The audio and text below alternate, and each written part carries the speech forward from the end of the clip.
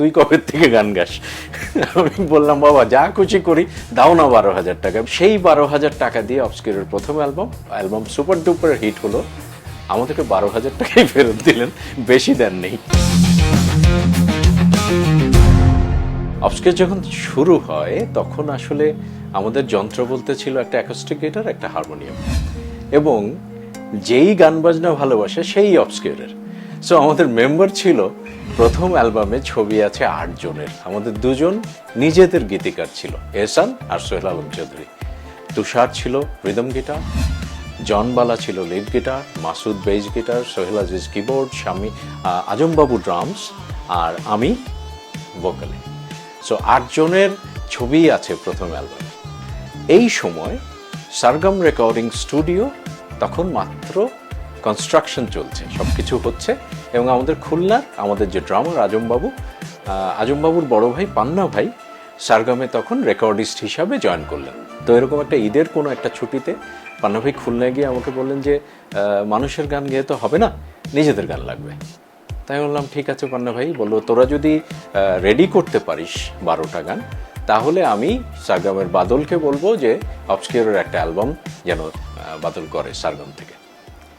তো ঈদটা যাওয়ার পরপরই আমরা কাজে নেমে পড়লাম, চললো গান লেখা। যে যেভাবে পারছে গান লিখে নিয়ে আসছে, আর আমরা যেভাবে পারছি সেগুলোকে সুর করছি অ্যাকোস্টিক গিটারে তুলে তুলে। প্রথম অ্যালবামের জন্য আমরা গান করেছিলাম 32টা। তো ঢাকায় আমাদেরকে বরাদ্দ করা হলো 3টা রাত রেকর্ডিংয়ের জন্য। 2 রাত আমরা রাত 12টা থেকে ভোর পর্যন্ত মিউজিক ট্র্যাক করব, আর 1 রাতে আমি সবগুলো গান গাইব। আর এর মধ্যে যন্ত্র ভাড়া নেওয়া হলো মানামের বাবার কাছ থেকে।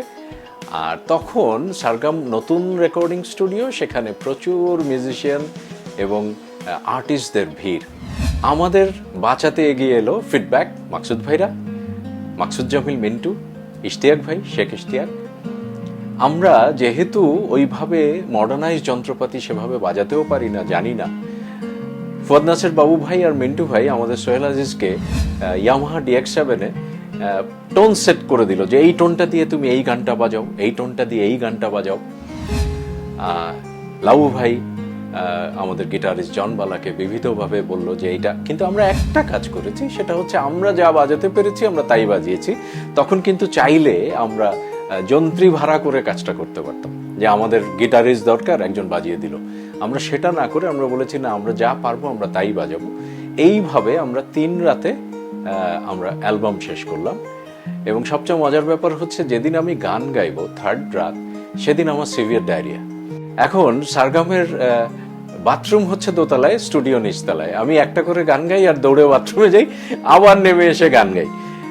এই করে অ্যালবাম শেষ করেছি। করার পরে আমরা সারগামের সামনে যে ফুটপাথটা, ভোরবেলায় ফুটপাথে আমরা সবাই মিলে বসেছি। আমি বললাম যে এই গানগুলো যদি মানুষ শোনে তাহলে গান করব, আদারওয়াইজ আমাদের গান বাজনার এখানেই শেষ। আমার এত কষ্ট আমার দ্বারা হবে না। সমস্যা হচ্ছে স্টুডিও ভাড়া 4,000 টাকা করে। এই 3 রাত যে আমরা কাজ করব, 3-4 12,000 টাকা কোথা থেকে আসবে?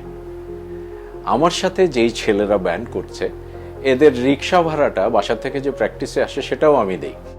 তো 12,000 টাকা প্রশ্নই আসে না কারো কাছ থেকে পাওয়ার। তো যথারীতি গিয়ে আমার বাবা আসলে আমাকে প্রচণ্ড রকম আদর করতেন। আমাদের একটা স্টিলের আলমারি ছিল বাসায়, ওটা খুললে ঘটাং করে একটা আওয়াজ হতো। তো আমি বাসার যেখানেই থাকি না কেন, ঘটাং আওয়াজ পেলেই আমি আলমারির সামনে দাঁড়িয়ে যেতাম, আর বাবা আমাকে 10 টাকা 20 টাকা দিতেন। এটা ছিল একদম নিত্যদিনের কাজ বাবার। তো বাবাকে গিয়ে বললাম যে বাবা, আমি তো রেকর্ডিং করতে যাব, আমার 12,000 টাকা লাগবে। বলে রেকর্ডিং কি জিনিস, কি করবি তোরা? আমি বললাম গান গাই, তো গান রেকর্ড করব। বলে গান তো তোর বড় আপা গায়, তুই কবে থেকে গান গাস? আমি বললাম বাবা যা খুশি করি, দাও না 12,000 টাকা। বিরাট বায়না ধরলাম। ধরার পরে ফাইনালি বাবা দিলেন, এবং ধরেই নিলেন, ওই টাকাটা চলে গেল।